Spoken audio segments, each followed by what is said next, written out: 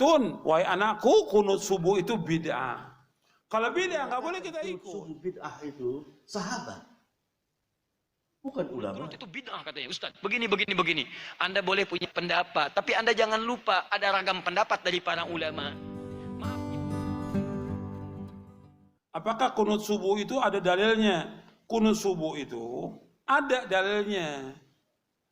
Kunut subuh terus menerus ada dalilnya. Hadisnya dhaif. Dhaif itu artinya apa? Lemah. Lemah itu boleh dipakai atau tidak? Nggak boleh dipakai. Ingat tuh, hadisnya ada dhaif. Kalau dhaif nggak boleh dipakai.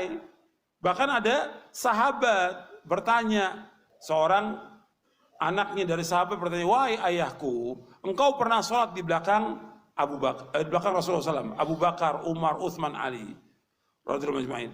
Apakah mereka kunut subuh? Dijawab oleh bapaknya, ai bunayya muhdatsun, wahai anakku, kunut subuh itu muhdats. Apa makna muhdats? Beda. Bahkan lebih tegas lagi di Sunan Nasa'i dijelaskan, ai bunayya bid'atun, wahai anakku, kunut subuh itu bid'ah. Kalau bid'ah nggak boleh kita ikut. Sekarang kalau kita sholat di belakangnya orang yang kunut subuh, ya kita memperbanyak baca pujian kepada Allah. Bisa kita baca Rabbana lakal hamdu terus kita ulang-ulang sampai 10 kali nggak ada masalah.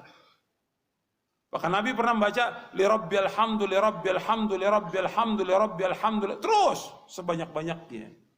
Bab saat itulah saat memuji kepada Allah. Mereka kunut, biarkan mereka kunut. Kita baca pujian kepada Allah, jangan ikut kunutnya dia.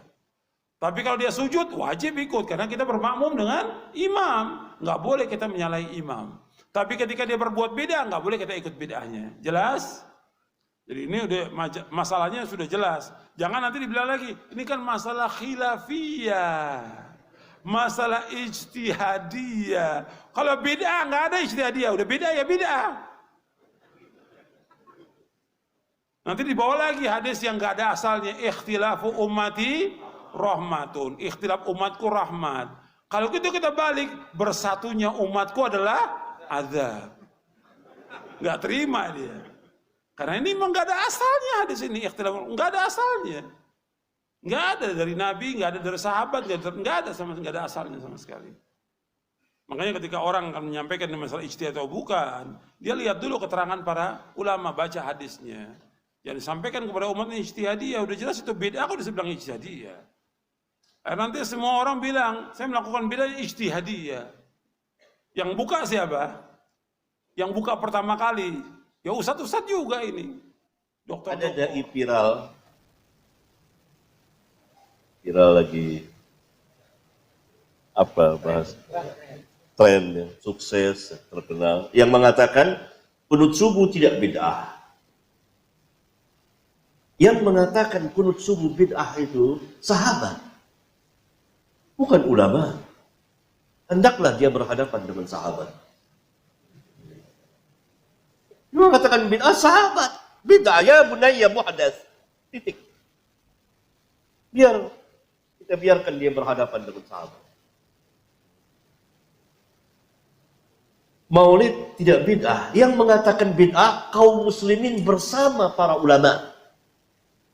Kita biarkan lagi dia berhadapan dengan para ulama. Kalau ada yang mengatakan bid'ah, maka dia bid'ah dari ujung kaki sampai ujung rambut. Kelihatannya emosi.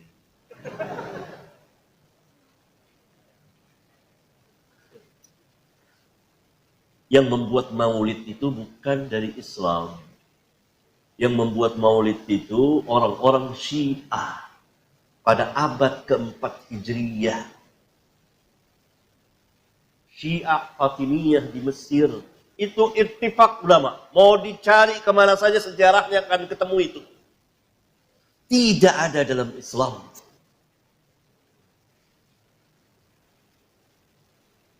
Sahabat, tabi'in, tabi'ut tabi'in pernah melaksanakan maulid? Tidak. Bahkan Nabi mengisyaratkan saja tidak. Syiah membuat 5 macam maulid.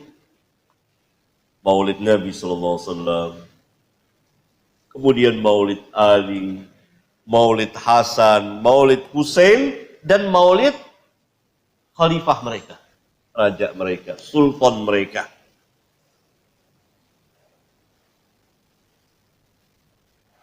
Kemudian pada abad ke-6 Hijriyah, pemerintahan Sultan Salahuddin Al-Ayyubi menghapus maulid itu. Kemarin banyak persoalan-persoalan tentang kunut. Kunut itu bid'ah katanya, Ustaz. Begini. Anda boleh punya pendapat, tapi Anda jangan lupa ada ragam pendapat dari para ulama. Maaf ibu bapak sekalian, keterangan hadis kunut itu bid'ah terdapat di hadis ada An-Nasai, ada juga di Al-Bukhari. Turunkan semua hadisnya. Tahukah Anda, periwayat hadisnya itu juga kunut. Imam An-Nasai mazhabnya Syafi'i, beliau kunut. Imam Al-Bukhari mazhabnya Syafi'i, beliau kunut. Saking objektifnya, beliau riwayatkan tentang sahabat yang tidak kunut. Kenapa beliau tidak kunut? Karena dalam hidupnya tidak pernah melihat Nabi kunut. Sahabat ini, tapi kan yang lain banyak sahabat juga. Di ketika Nabi berjalan, tidak semua sahabat ikut. Nabi ke Badar, sebagian sahabat ikut. Nabi ke Uhud, sebagian sahabat ikut. Tidak setiap tempat sahabat ikut semua. Saya mau ke Uhud ya, semua Madinah ikut ke Uhud. Madinah kosong. Saya ke Badar ya, saya ke Taif ya, apa semua ikut? Tidak, semua menyebar. Makanya ketika Nabi perjalanan, sebagian sahabat ikut. Nah, ada seseorang yang ketika berada di belakang Nabi, setiap dia sholat di belakang Nabi, dalam keadaan subuh, Nabi tidak kunut. Sedangkan sifat sahabat itu mengamalkan apa yang dilihat. Jadi yang dia lihat itu yang diamalkan. Misal, Wa'il bin Hujur, sholat di belakang Nabi, Nabi turun pakai lutut. Abu Hurairah sholat di belakang Nabi, Nabi turun sujud pakai telapak tangan. Walaupun keduanya tahu riwayat itu, tapi mohon maaf, mereka mengamalkan apa yang dilihat. Wa'il pakai lutut, Abu Hurairah pakai telapak tangan. Dua-duanya benar, yang salah yang pakai kepala duluan.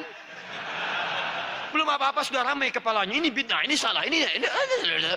Itu, muka Anda dari ujung kepala sampai ujung kaki bid'ah itu. Kenapa? Karena Anda tidak belajar hadis dengan ilmunya. Ini yang tidak kunut di belakang Nabi karena dia sholat di belakang Nabi, Nabi nggak kunut. Tapi ada sebagian sahabat sholat di belakang Nabi, Nabi pernah kunut. Ada Abdullah bin Umar, Nabi mengajarkan kunut pada Al-Hasan cucunya. Dari situ disimpulkan oleh ulama. Apa kesimpulannya? Yang mau kunut silahkan. Maka Imam Malik kunut. Kunutnya sebelum ruku disirkan. Imam Malik itu Masya Allah, anak sahabat besar. Anas bin Malik, lahir anaknya Malik bin Anas. 93 Hijrah, lahirnya di Madinah, tumbuh di Madinah, besar di Madinah, jadi mufti di Madinah, wafat di Madinah. Dikenal dengan Imam Madinah, Darul Hijrah, Imam Madinah kunut, kunutnya sir. Imam Syafi'i muridnya Imam Malik, lahir tahun 150 Hijrah, kunut. Beda dengan gurunya, Syafi'i dijaharkan, kunutnya ba'da ruku, bangun setelah i'tidal dijaharkan. Bacaannya sama dari Nabi, Allahumma hdini fiman hadait. Kalau jadi imam, Allahumma hdina fiman hadait. Imam Abu Hanifah wafat tahun 150 Hijrah, memilih yang tidak kunut, ngambil hadis sahabat yang tadi. Karena kata beliau asalnya tidak kunut. Ada kejadian di Bir Maunah, Nabi kunut, setelah itu tidak kunut lagi. Maka disimpulkan kunut itu menurut saya tidak ada. Karena sementara saja, setelah itu tidak ada. Maka kembali ke asal, tidak ada kunut. Abu Hanifah tidak kunut. Diamalkan itu dari yang tadi. Imam Ahmad datang kemudian, lahir tahun 163 Hijrah. Imam Ahmad muridnya Imam Syafi'i. Syafi'i muridnya Imam Malik. Imam Malik masa yang sama dengan Imam Abu Hanifah. Wafatnya duluan Abu Hanifah. Apa yang terjadi dengan Imam Ahmad? Kata Imam Ahmad, saya ambil yang pertengahan, tengah-tengah saja. Ini kunut jahar, ini tidak kunut. Saya ambil tengah-tengah. Apa tengah-tengahnya? Nabi kunut saat ada peristiwa besar membutuhkan doa. Sebelumnya tidak kunut. Saat ada peristiwa itu beliau kunut. Setelah itu tidak kunut lagi. Menurut pemahaman Imam Ahmad bin Hanbal. Maka saya simpulkan kunut itu saat ada peristiwa besar saja yang butuh doa. Peristiwa besar butuh doa namanya nazilah. Maka dikenal dengan kunut nazilah. Tapi hebatnya Imam Ahmad dengan Imam Syafi'i tidak ada masalah. Salat di belakang Imam Syafi'i beliau kunut. Imam Syafi'i salat di belakang Imam Ahmad beliau tidak kunut. Imam Syafi'i datang ke tempat Imam Abu Hanifah. Imam Abu Hanifah sudah wafat. Ketika beliau memberikan ilmu di tempatnya, kemudian diminta jadi imam saat subuh, beliau tidak kunut. Selesai itu kata muridnya, "Syal Imam, kenapa Anda tidak kunut?" Kata Imam Asy-Syafi'i, "Saya menghormati pendapat di tempat Imam Abu Hanifah yang tidak kunut." Luar biasa. Imam besar, ahli fikih, imam madhab, ahli hadis, paham hadisnya, tidak ada masalah. Antum Bukan imam besar. Jadi makmum kadang-kadang Quran belum hafal, hadis belum tahu, Masya Allah, gara-gara masalah kunut pada tidak ke masjid. Ketinggalan zaman. Hari gini orang masih kelahi lagi masalah kunut subuh. La haula wala quwata illa billah. Dulu ya, zaman saya kecil, anak muda NU masih bertengkar dengan anak muda Muhammadiyah. Anak muda Muhammadiyah mengatakan subuh enggak pakai kunut. Anak muda NU mengatakan subuh mesti pakai kunut. Akhirnya saking hebatnya perdebatan sampai jam 2 malam. Besok sama-sama enggak sholat subuh. Ini sudah tidak ada lagi. Ketika saya ditanya, Ustaz, iya, kenapa Islam ini banyak betul khilafiyah? Kenapa banyak betul khilafiyah, Pak Ustaz? Ente mengatakan banyak khilafiyah karena ente pecandu khilafiyah. Sekarang saya tanya, tunjukkan sama saya mana mazhab dalam Islam yang mengatakan tidak ada sholat subuh. Hanafi, Maliki, Syafi'i, Hambali. Mana mazhab dalam Islam yang mengatakan tidak ada sholat subuh? Tak ada, Pak Ustaz. Kalaupun ada mazhab yang mengatakan tak ada sholat subuh, itu namanya mazhab Al-Ngawuriyah. Mazhab Abu Hanifah, Imam Hanafi, meninggal tahun 150 Hijrah di Kufah. Mazhab Maliki, Imam Malik bin Anas, meninggal makamnya di Baqi, Madinah tahun 179. Mazhab Imam Muhammad bin Idris Asy-Syafi'i, makamnya di Mesir, Kairo tahun 204. Mazhab Ahmad bin Hanbal Hambali, makamnya di Baghdad, Irak tahun 241. Sepakat 4 mazhab ini bahwa sholat subuh itu fardhu. Tak ada ikhtilaf tentang sholat subuh. Bahwa yang satu pakai usolli, enggak pakai usolli, itu pembahasan forum. Batang usulnya sholat subuh wajib. Bahwa ada yang pakai usolli, ada yang enggak pakai usolli, khilafiyah. Bahwa yang satu bismillahnya jahar, bismillahirrahmanirrahim, yang satu bismillahnya sir. Alhamdulillahirabbil alamin, Ar-Rahmanir-Rahim. Itu tak masalah. Masalah yang satu bangkit, wa sami Allahu liman hamidah, Allahu Akbar, yang satu pakai kunut. Tapi andai saya disuruh jadi imam di Palembang, saya tak akan mau sholat subuh jadi imam. Kenapa? Saya tak tahu masjid ini masjid NU apa masjid Perti apa masjid Persis apa masjid Muhammadiyah. Maka saya tak ingin menimbulkan fitnah. Maka kalau disuruh, tafadhal, mana imam ratib, mana